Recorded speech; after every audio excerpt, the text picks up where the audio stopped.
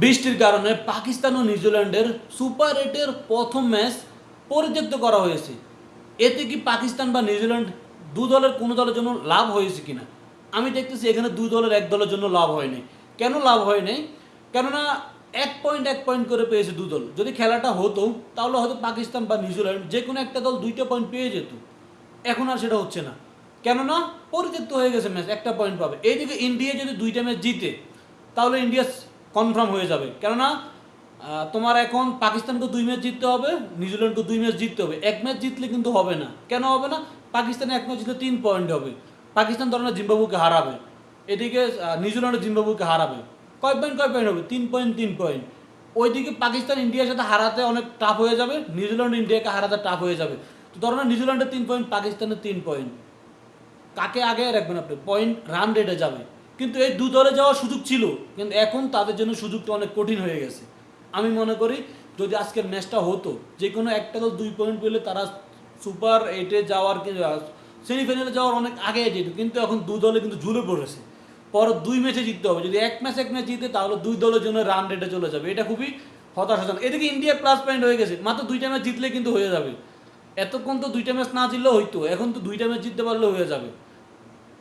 কেননা Pakistan 1 point, New Zealand 1 point. যদি India ধরো না পাকিস্তানকে হারালো, জিম্বাবুকে হারালো, তাহলে পাকিস্তানের চলে, আর লাগবে না। কারণ জিম্বাবু বাদ হয়ে যাবে, পাকিস্তানও বাদ হয়ে যাবে, এদিকে নিউজিল্যান্ড আর ইন্ডিয়া সেমিফাইনাল খেলবে। আমার মনে হচ্ছে এরকম কিছু।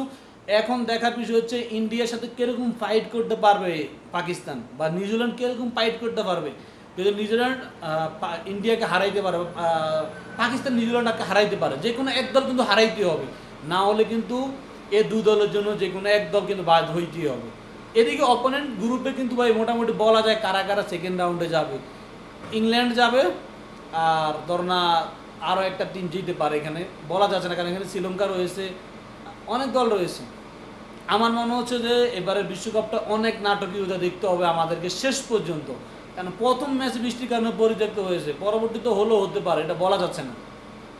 আজকে প্রথম ম্যাচে বৃষ্টির কারণে পরিত্যক্ত, কালকে তো আবার শ্রীলঙ্কার ম্যাচ রয়েছে, হয়তো এটা শ্রীলঙ্কার মাটিতেই হবে। তো দেখা যাক শ্রীলঙ্কা নিজেদের দেশে কতটা ভালো করে ম্যাচ নিজেদের আয়ত্তে রাখতে পারে।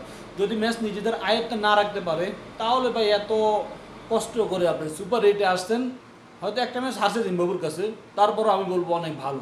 শ্রীলঙ্কার batting line up, bowling line up balance রয়েছে। যদি সুপার 8-এ 2টা ম্যাচ জিততে পারে তাহলে হয়তো যাইতে পারবে।